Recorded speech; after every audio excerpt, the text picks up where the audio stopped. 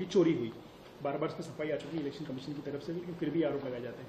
देखिए, पहली बात तो यह है कि न महाराष्ट्र में वोटों की चोरी हुई है, न देश में कई वोटों की चोरी हुई है।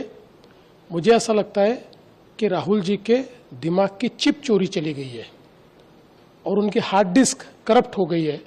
इसलिए लगातार वो झूठ बोल रहे हैं, गलत बयानबाजी कर रहे हैं और जनता का मैंडेट चोरी कर रहे हैं, लोकतंत्र को चोरी कर रहे हैं, लोकतंत्र ने दिया हुआ फैसला चोरी कर रहे हैं। और उनके फिगर भी बार बार बदलते हैं। पिछले समय का महाराष्ट्र में 75 लाख वोट बढ़े, अब का 1 करोड़ वोट बढ़े।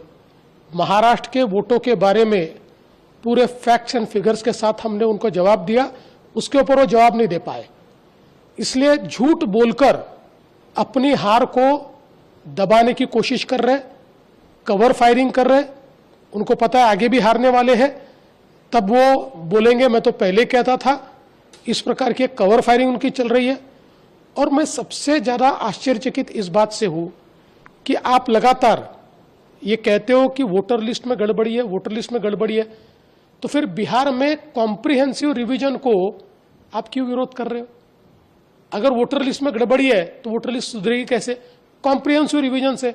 हम मांग कर रहे हैं 10 साल से कॉम्प्रिहेंसिव रिवीजन कीजिए, डी नोवो वोटर लिस्ट तैयार कीजिए, हम मांग कर रहे हैं। और अब जब चुनाव आयोग वो कर रहा है तो आप उसका विरोध कर रहे हो। सच बात तो यह है कि उनको ये पता है कि उनकी पार्टी का वजूद खो गया है और अपना वजूद वापस पाने की जगह भारत की लोकतांत्रिक संस्थाओं को बदनाम करने का काम ये उनके माध्यम से हो रहा है। मैं इसका धिक्कार करता हूं और जनता उनको वापस अगले चुनाव में इसका सबक सिखाए।